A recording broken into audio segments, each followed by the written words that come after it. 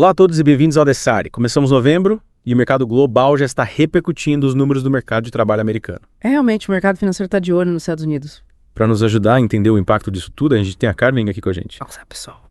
A Investing.com já está reportando uma alta de 0,31% do Ibovespa Futuro, né?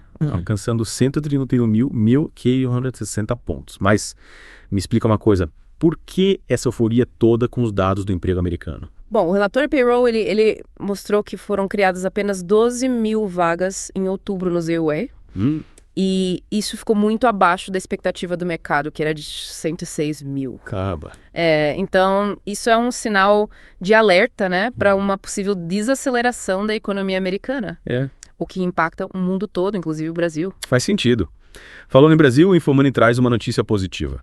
A produção industrial brasileira cresceu 1,1% em setembro. Boa notícia. Superando as expectativas, viu? E indicando uma recuperação, né, depois daquele crescimento bem tímido de 0,2% em agosto. Esses dados do IBGE são animadores, né? E podem impulsionar as ações de empresas industriais na B3. Legal. Mudando agora para o mercado de ações, a Investing.com está destacando o otimismo do Morgan Stanley com o setor sucroalcooleiro.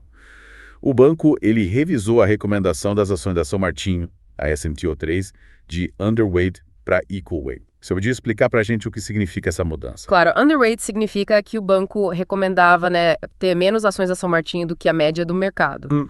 Enquanto equal weight indica que a recomendação agora é ter a mesma proporção, que é a média do mercado. Ou seja, o Morgan Stanley está mais otimista com as ações da São Martinho. Bacana.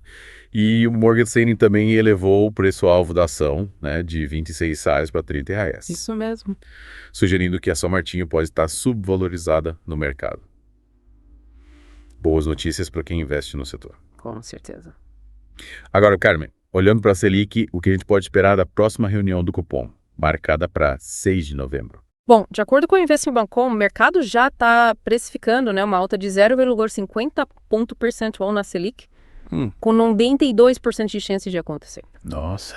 Isso levaria a taxa básica de juros para 11,25% ao ano. A inflação continua sendo a principal preocupação do Banco Central, né? Justificando essa postura cautelosa do cupom. Voltando aos Estados Unidos, a Reuters também destaca a criação de apenas 12 mil vagas em outubro. Muito abaixo da expectativa de 106 mil. Bem abaixo. Esse número fraco, ele meio que reforça a ideia, né, de uma desaceleração da economia americana. Sim, total. Com menos contratações, a pressão inflacionária tende a diminuir, né? O que pode influenciar as decisões do Federal Reserve sobre a taxa de juros. Sim, pode ser. A Reuters também aponta que os rendimentos dos títulos do Tesouro Americano, os Treasuries, caíram em resposta ao payroll. A taxa dos títulos de 2 anos recuou para 4,98%. Certo. Enquanto a dos títulos de 10 anos caiu para 4,24%. Interessante. O que você acha disso? Essa queda nos rendimentos, né, dos Treasuries indica uma busca por segurança em meio à incerteza. Os investidores, eles estão cautelosos com o cenário econômico global. Mas nem tudo são más notícias no ZUE, né? A Invered.com informa que a taxa de desemprego U6 se manteve em 7,7%. E o salário médio por hora trabalhada subiu 0,4% em outubro, acima das expectativas. É um dado importante, né? Apesar da desaceleração nas contratações, o aumento salarial ele pode indicar pressões inflacionárias na economia americana. Verdade. O Federal Reserve tem um dilema pela frente, né? Conter a inflação sem prejudicar o crescimento econômico. Agora, realmente. As próximas decisões do Fed, elas serão cruciais para definir os rumos da economia global. Com certeza. Mudando o foco agora para o Oriente Médio, a Reuters analisa o impacto das tensões na região sobre o mercado de commodities. O que você pode nos dizer sobre isso? Bom, os relatos, né, de um possível ataque do Irã a Israel, eles aumentaram a demanda por petróleo, elevando os preços do Brent em mais de 2%, por cerca de US $74 per barrel. Nossa. O medo de um conflito no Oriente Médio, né, uma região crucial para a produção de petróleo. Ele gera instabilidade, né, e impacta diretamente os preços da commodity. Faz sentido. Enquanto isso, a Reuters também noticia que o minério de ferro caiu 1,47% na bolsa de Dalian na China, apesar dos ganhos acumulados na semana. Isso reflete, né, a cautela dos investidores em relação à China, né, a maior consumidora de minério de ferro do mundo. Verdade. As políticas econômicas chinesas, elas têm impacto direto no setor industrial. e, consequentemente, na demanda por commodities. É verdade. E aqui no Brasil, a Reuters informa que o dólar comercial abriu em leve alta, ultrapassando R$ 5,79, mas logo inverteu a tendência e caiu 0,13%, cotado a R$ 5,77. O Banco Central brasileiro atuou para conter a volatilidade, né, do câmbio, realizando leilões de até 14 mil contratos de swap cambial, né, buscando garantir a estabilidade da moeda local. Legal. O Infomoney também analisou o mercado de juros futuros no Brasil, que teve um início de novembro misto, né? Com pequenas variações nas taxas dos contratos de... Essas oscilações, né, elas refletem a incerteza macroeconômica e a expectativa de alta da Selic. O mercado ainda digere, né, as últimas informações e tenta projetar os próximos passos do Banco Central. É verdade. E a Investing.com traz notícias importantes sobre o setor aéreo. A Azul, a ZOL4, teve sua nota de crédito rebaixada para CCC pelas agências de classificação de risco Fitch e S&P. O rebaixamento se deve, né, a acordos de refinanciamento de dívidas da Azul, o que pode indicar dificuldades financeiras para a companhia aérea. E enquanto a Azul enfrenta problemas, a CCR, a Sierra Douro 3, anunciou a emissão de debêntures no valor de 2 bilhões, segundo a Reuters. O que você me diz sobre isso? A CCR, né, que atua no setor de infraestrutura, pretende usar os recursos da emissão, né, para o resgate antecipado de outras dívidas, o que fortalece a estrutura de capital da empresa. Com essa notícia da CCR, a gente encerra a primeira parte do nosso Adessaria de hoje. É isso aí. Voltamos em breve para analisarmos mais a fundo os destaques do mercado financeiro. A gente volta já já. E voltamos com a Adessaria desvendando tudo sobre o mercado financeiro. É isso aí. Bom, dando sequência à nossa análise, vamos voltar para os Estados Unidos. A gente viu que os números do payroll ficaram bem abaixo das expectativas, né? Sim. A Investing.com trouxe essa notícia. Será que isso pode influenciar o Federal Reserve a rever a estratégia de juros? Olha, é uma possibilidade. O mercado já especulava sobre uma possível pausa na alta dos juros, né? E esses dados do payroll podem fortalecer essa expectativa. Com o mercado de trabalho dando sinais de enfraquecimento, o Fed pode ter mais espaço para adotar uma postura menos agressiva. Faz sentido. Mas, por outro lado, a gente viu também que o salário médio por hora trabalhada subiu acima do esperado nos Estados Unidos, né? Segundo a Investing.com. Esse dado não pode reacender o alerta para a inflação. Com certeza. É um fator que o Fed vai monitorar com atenção. Se a inflação voltar a mostrar sinais de força, o Fed pode ser obrigado a retomar a trajetória de alta dos juros, mesmo com o mercado de trabalho dando sinais de desaceleração. É. O Fed está numa encruzilhada, né? Verdade. Precisando equilibrar o combate à inflação com o estímulo ao crescimento econômico. É uma decisão difícil. É, realmente. E essa decisão não é fácil, porque qualquer passo em falso pode ter consequências sérias para a economia americana, né? E para o mundo todo. Falando em consequências globais, as tensões do Oriente Médio seguem no radar dos investidores. A Reuters destacou que os relatos de um possível ataque do Irã a Israel impulsionaram os preços do petróleo. Sim, o petróleo Brent subiu mais de 2%, né, ultrapassando o OS a $74 por barril. O medo de um conflito no Oriente Médio, né, que é uma região crucial para a produção de petróleo, gera muita instabilidade e impacta diretamente os preços da commodity.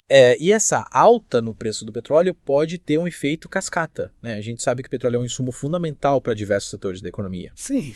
E o aumento no preço dele pode elevar os custos de produção e pressionar a inflação em diversos países.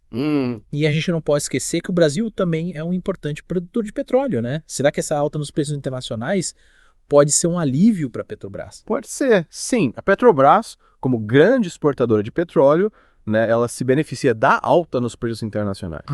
Isso pode aumentar a receita e melhorar os resultados financeiros. Mas, por outro lado, a alta do petróleo pode ter um impacto negativo na inflação interna, né? A Petrobras, ao reajustar os preços dos combustíveis para acompanhar o mercado internacional, acaba repassando a alta do petróleo para o consumidor brasileiro, impactando diretamente a inflação, principalmente no setor de transportes. Ou seja, a alta do petróleo é uma faca de dois gumes para o Brasil. Exatamente. Beneficia a Petrobras, mas pressiona a inflação. Uma equação complexa, né? E o governo brasileiro precisa encontrar esse ponto de equilíbrio entre esses dois fatores, buscando garantir o abastecimento de combustíveis sem comprometer o controle da inflação. De verdade. E falando de Brasil, o Banco Central segue atuante no mercado cambial, né, buscando controlar a volatilidade do dólar. A Reuters informou que o BC realizou leilões de swap cambial para conter a alta da moeda americana. Você podia podia explicar melhor para a gente como funciona esse mecanismo? Claro. O swap cambial é um instrumento, né, que o Banco Central utiliza para intervir no mercado de câmbio. Simplificando, o BC troca contratos de dólar futuro por reais com os bancos. Com essa operação, o BC injeta dólares no mercado, aumentando a oferta da moeda e, consequentemente, aliviando a pressão sobre o real. Entendi. E o mercado de juros futuros também reflete essa incerteza macroeconômica, né? O Infomoney destacou que as taxas dos contratos DIA oscilaram um pouco no início de novembro.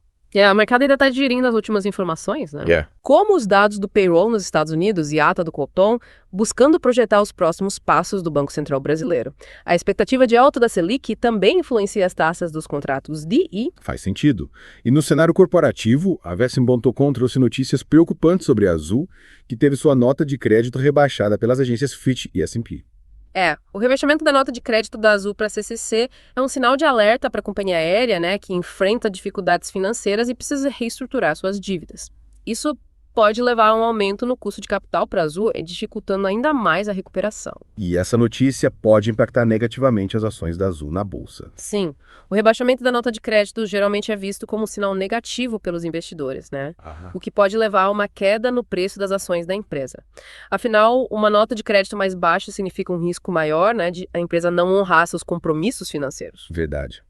E enquanto a Azul enfrenta turbulências, a CCR, do setor de infraestrutura, anunciou a emissão de debêntures no valor de 2 bilhões, segundo a Reuters. O que você me diz sobre isso? A CCR pretende utilizar os recursos dessa emissão para o resgate antecipado de outras dívidas, né? O que é uma estratégia para reduzir o custo de capital e fortalecer a estrutura financeira. Essa é uma jogada estratégica da CCR para se blindar, né, em um momento de incertezas no mercado. Boa estratégia. E voltamos com a última parte do nosso adversário, para a gente finalizar a nossa conversa. É isso aí. Para a gente finalizar a nossa conversa, Carmen, eu queria voltar no tema do payroll nos Estados Unidos.